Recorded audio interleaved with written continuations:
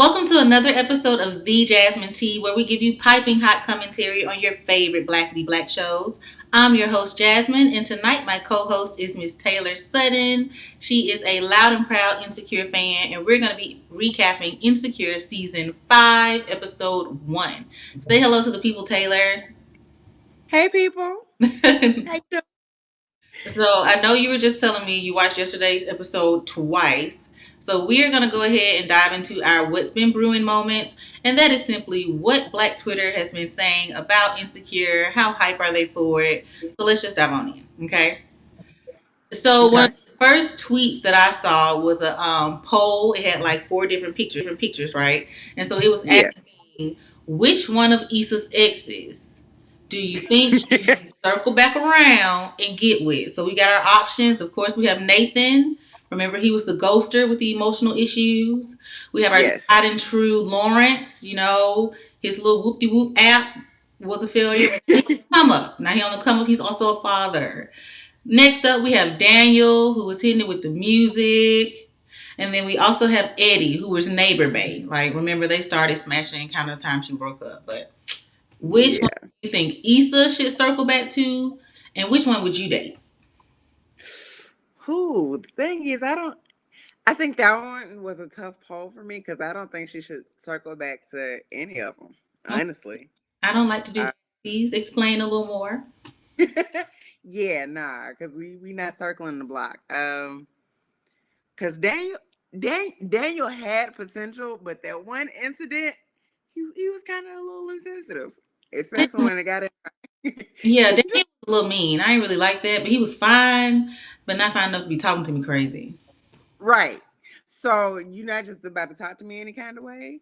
And then there was the emotional ghoster. I don't do that. Like if we're about to be in a relationship, I need you to communicate. Mm-hmm. Just say, hey, I'm having issues with, talking to you about this, but like, hey, you can work it out. Because if he did it once, he'd do it again. Um, Lawrence, it's something about, I guess I love men who are fathers, especially if they're active fathers. But and this is not to say that it's everybody, but men who have baby mothers have a tendency to circle back whether they're with somebody or not. So, Okay. um, and then the last one, oof, he was fine, but like, hmm. Okay, so you don't think Issa should circle back to anybody, but would you date any of her exes? I don't think I'd have dated any of them. They Okay. were all cute though. They all had potential. Um, I could have saw myself dating Lawrence. I did date a Lawrence back in the day. Um, this show was like super duper relatable. Like when it first came on, Issa was like having issues with Lawrence. I was having issues with my guy, and it was just like so many. It's just a lot of similarities. And even when they broke up, I was like, oh man, we probably. It's the relatability of Yeah, I was like, we probably gonna break up, but no, we broke up. it. Anyway, next up. So Issa tweeted and she said that the theme for this season is "Are we gonna be okay?"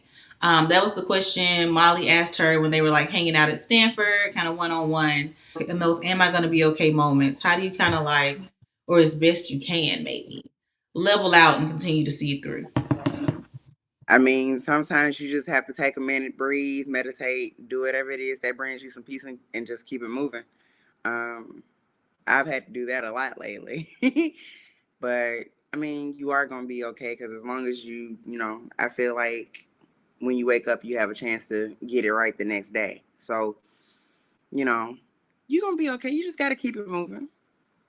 Yeah, I definitely love me some Headspace. That's my favorite meditation app. Um, Yeah. Or calm. Calm is yes, a good one. Calm is great too. I like Calm. But that's very true. My daddy said one time I had like failed a class at Auburn my first semester, and I was calling him like crying about it outside of the library, and he was like, "Well, just remember, while you out here crying, the world's still turning. Like life is still Yeah. lived, and at Right. some point, you You can, just got to retake it. but you got to get back in there. Yeah, it's like, this time around, you'll know you need some study partners. You may need some tutoring. But you got to get back in there. So I'm definitely. about to say, I failed the course my freshman year. My mom was like, "I hope you kept them notes, Right. Because you'll be back. because you'll be back." Okay, our last What's Been Brewing moment is kind of still figuring it out in your 30s. So somebody tweeted about like, hey, we still trying to figure this thing out. I can relate to this show because everything's not shiny and pretty like Issa and Lawrence thought they was about to get back together. Here comes Condola and a baby. So in the name of like figuring it out in your 30s, finding out that adulting is just a bit of a scam, tell us something that you figured out about yourself or life this year. Like I know you were mentioning, hey, I gotta pause it, meditate, take a minute.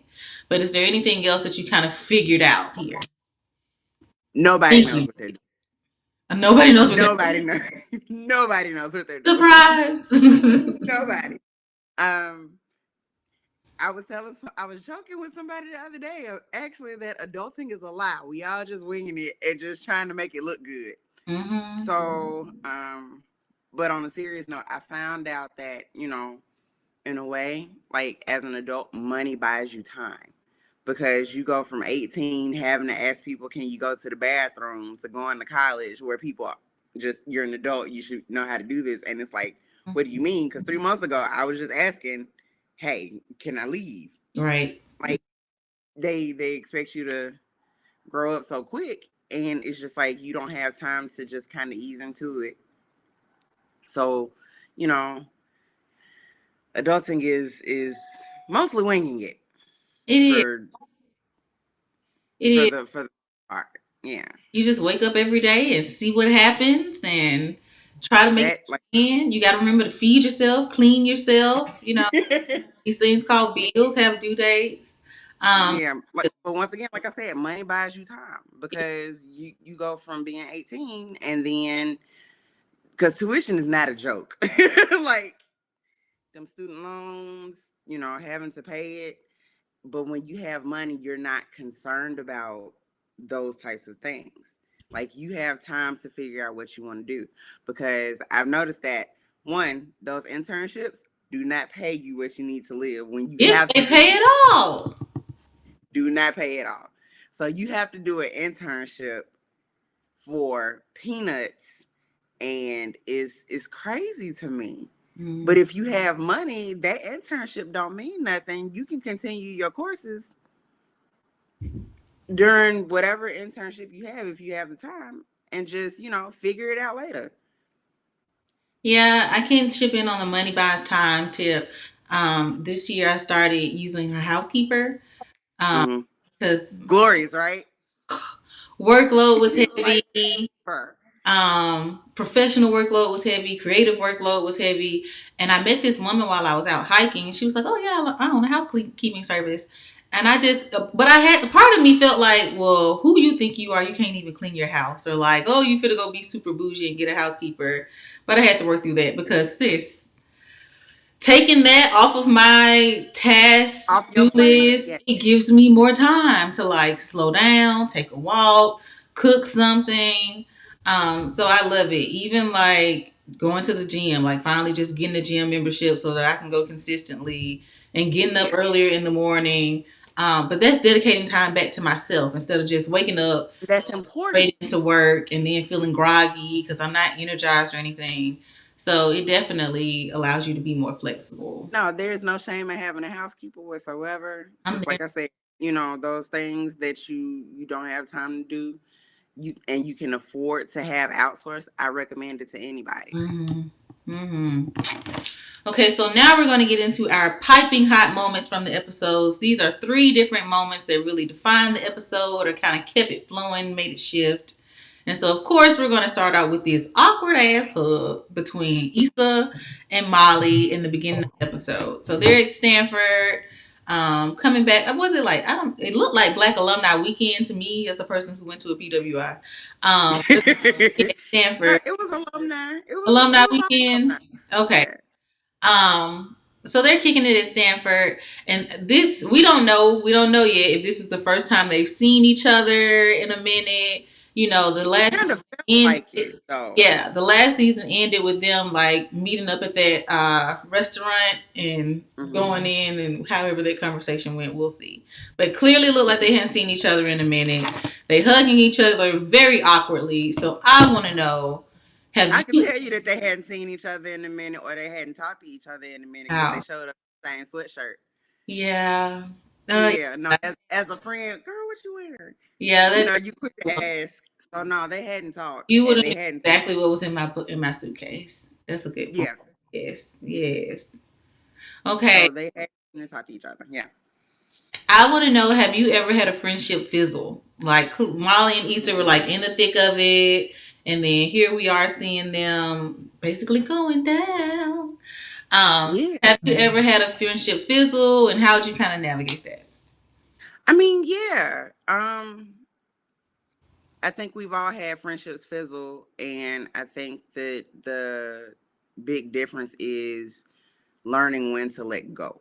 Oh yes, come on. Because you will be basically at the very end of something, and you know that the relationship isn't working, the friendship isn't working, and you just try to hold on to it because it feels comfortable. Mm-hmm. um, and you can't. And I think that's kind of sort of where self-awareness and having boundaries kind of sort of steps in, because if you're self-aware, you automatically know this isn't good for you, this isn't working out, and you probably need to let it go. And just being like, hey, so like we can be cordial, but like we're not where we once used to be. Yeah. And so I think getting older and watching friendships fizzle and understanding that people are sometimes in your life for seasons, reasons, and lifetime, like, and just being able to discern where to put people. That's Yeah. That's Yeah, that's lovely. important. That's lovely. You sound like my therapist. That was a theme of it's like you got to learn how to let go, Jasmine. You got to learn how to Yeah, no, and let. I have issue with letting go sometimes because I just it It's is who I am as a comfortable. person. It's comfortable. So Yeah, and you used to it. And yeah, I've had friendships fizzle out, and it's just like when I was younger, I would fight to keep them. But as I got older, I realized, and it's just like, hey, so I get where you're coming from. I wish you well. that's it. I wish you will. Yeah, So how do you? and if Oh, keep going. if it was on terrible notices, I wish you the life you deserve. So Ah, like that. I wish you the life you deserve. Love it. Should put that on a t-shirt. So our second piping hot moment is when Kelli said that she felt sad because the band didn't memorialize her. That was like the climax of the day. First of all, shout out to the, it was just so freaking funny for them to come in and see that Kelli was dead. It was a little scary at first because I was like, are we watching a flashback? Like, is Kelli really dead? But Prentice, the showrunner for the show, tweeted and said that they really wanted to delve into the concept of Kelli feeling like a joke this season and see like how yeah, Kelli just always felt like she was joked. Because Kelli has been that comedic relief. Like we don't really know much about yeah. Kelli. We've never seen Kelli with a boyfriend or delved into her storyline. So We did see her with a man, but she was did lie. he? Yeah, was he? Come She did on. lie. Kelli be running them games. Kelli is for the streets, basically.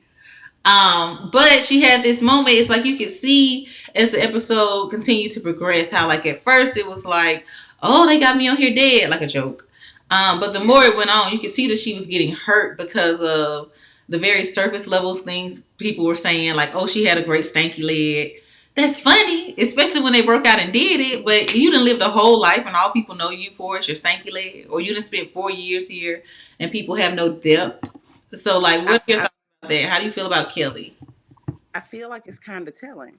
Um, because I feel like how sometimes people have to adapt like a survival technique. I feel like she did it with humor Mm, and got so good at it that that's what people know her for. Like yeah. she kind of didn't put herself out there for people to know her like that. She just, put up a wall, and her wall was humor. Mm, Because I remember them being in the car, and she was like, everything is a joke. yeah. And then turn around, and the girl was like, ain't shit changed. And it's just like, y'all are really dismissive. Yeah, like y'all were missing the moment. No, she said you missed the point. And at that moment, I knew, yeah, nah, her humor is a defense mechanism. She don't know nothing else. Mm. And so I hope we get to explore Kelli more because I do remember at the end of the first season when they were sitting in the hot tub too, like she gives really amazing advice. She does. That was my next question. Do you think they take her for granted? Because honestly, Yes, she's been the most stable friend. Like this is, most stable. it's everything almost a joke, but even her jokiness has been consistent, and she's been there to kind of like lighten up the bullshit that's been going on I through mean, friends. and then she been about to say because I know I use that. You know what we call that? Growth. Yes, Give her oh my God. like growth. That's one of my Like favorite I use that one a shit. lot. It's one of my favorites. Yeah. So, but I think we should probably explore Kelli a little bit more in her seriousness and, see where that stems from. Because, you never know why people put up the walls that they do and develop the defense mechanisms that they have. Yeah. So this was also stemming from the time where Issa was on her panel that was supposed to be like the bomb.com, but then it turned out to be a little blah. But one thing she said, she was like, well, I don't even know if this entrepreneurial thing is even working out. Like I feel like kind of how we said in the beginning, everybody just wake up and figure it out. Like we don't really know what we're doing out here. So have you ever had a moment or a season like that where it's like, okay, I'm gonna make a change, whether it's like a move or a job or anything, and it's like, okay, I'm gonna do this, and it's like, I don't even know if it's working, but here I am trying. Twice when I moved to Florida and then when I moved to California. So, um, those are big moves. Mm-hmm. Like it's not like you going from just like a regular city to. I went to two big. I lived in Orlando and I'm living in LA now. So like, those are huge moves, especially to make by yourself Mm-hmm. and essentially having to start over, which entrepreneurship kind of sort of is. You decide you didn't want to work for anybody, so you go into business for yourself. You didn't want to do a 9 to 5, so you work 24/7 type mean. And they weren't lying. So just you winging it, trying to make sure you can, and then meeting people, and don't add COVID on top of that. So like, Yeah, a lot. it's yeah, no, it's a lot. It's a lot. So be like you have to be grounded for stuff like that. And she was honest. Mm, And like I can appreciate her honesty, but the thing about it is I don't think the crowd wanted to hear her be honest. I think they yeah, wanted to hear they the wanted pretty love they wanted the and pretty side of quotes. it.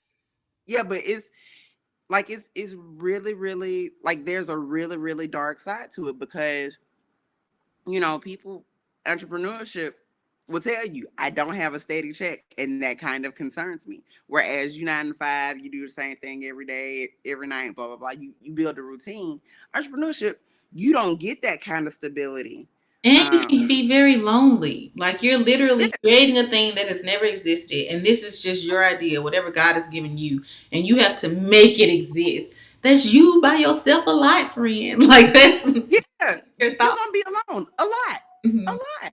And the thing about it is, may God bless you to have people in your life who understand that sometimes you just can't go, like, and they can't go, like, and they just be there to check in on you and, hey, how you doing? I hope life is treating you well. Maybe we can go out and get drinks one day, something. Yeah. But like they understand that this is a path that you've been put on and it's something that you have to do. I didn't like the way the crowd wanted to hear the pretty side of it. They think I had to sit on that. they didn't give Issa like no play. Like I was sitting on the couch, like, yeah, girl. And the crowd was silent. It's like, dang, y'all. Where the black people in the audience at? First of all, shame on y'all because you supposed to clap, period. Okay? Issa said we root for everybody black. You supposed to clap, What's period, just for the funny is, culture. like my mama say, all skin folk ain't kin folk. They not. So Well, add that to things I figured out this year, okay? oh Figured out yeah, nah, cause that everybody everybody goes brown through it. is not down. Um, okay, so our third piping hot moment, and surely my fave of the night. Lawrence picks Issa up from the airport, and an airport ride. That's love. That's dedication, especially LAX. Cause And I had, we're thinking like, I was a little surprised to see him because we hadn't seen him yet in the episode. They hadn't really referenced him, and so I'm thinking that in my mind, oh great, oh great, they're still together. But basically, Issa, she didn't say the words, so I want to talk about that too. She didn't say the words. I can't do this. We got to break up. Because really, are they even together? We know they've been fucking around and kicking it, but are they even officially together? Were they? I Um, feel like it's a situationship, and I feel like she did that to leave the door open, and that's kind of stringing him along, which is where I can see how because you could hear the hurt in his voice when he was mhm. like, "Yeah, I know." I thought it was funny. One, she basically used him like a Uber, like, "Hey, thanks for the ride." And knowing men, he probably that's what I mean. He had to talk to know she was going to Stanford and offer. He probably offered to pick her up from the airport just to create this moment of opportunity where they could talk and maybe he could plead his case. Because he also Yeah, getting food like, oh, we just fine and we gonna kick it. That's a time consuming activity, sir. And Issa wasn't really trying to spend that much time with you. He also Well, asked if they could go upstairs and talk in her apartment. She shut it down. She not trying to spend that much time with you. So it did seem like Lawrence was maybe trying to just get the chance to plead his case. And he's yeah. just like, nah, I basically can't do this again, which I am here for. I don't want Issa and Lawrence to be together anyway. I feel like it's old, it's tired. How many times we gonna take this ride? That, and I feel like it would be a cycle because he would Yeah. get and start doing the same thing. She be tired all over again. Like it's a lot. You've experienced this one time. Like you don't have to go through this again. And And they should have had that talk when they decided they wanted to try to rekindle it. that's what I said. Were y'all even officially back together? Because to me, it just seemed like they was They just were situation like kicking. situationship, and Issa seemed Yeah. more invested in it than Lawrence to me. Like I felt like At least until that baby came up. yes, yes. I felt like last season Issa was giving me more. Oh, I think we about to get back together than Lawrence was. Because remember, he had that job opportunity, and he probably still do somewhere else. I feel like he was kind of dipping his toe in the past when he was talking about what could be, but he was really more interested in the whatever maybe next or the future. No, I think people generally have an idealized version of how they want their life to go. And instead of living in the reality of it, they live in that fantasy world that they created, which also creates expectations, which creates disappointments when people don't live up to the hype that you've created around them. Who say And that? and that is something that I've been dealing with this year. I think So yeah, so when things like that fall apart, like it feels a little bit more devastating than it actually is. Because had you not, you know, I feel like this could be, I feel like he could be or she could be, it's giving like me something very much. yeah, yeah. So when you don't put that on somebody, when you just go with the flow and just figure it out as you go, you're not as disappointed if it falls apart. You're just like, okay, well, we just two different people with two different personalities, and Mhm. we just didn't click. Versus Issa, I think we can bet, like you said, she had like bright eyes and a bushy tail about getting back with him, and then when canola oil came over and was Yes, like, hey, I'm yes. pregnant, which kind of put a stop or messed up the version of Lawrence that she had in her head. Mm-hmm.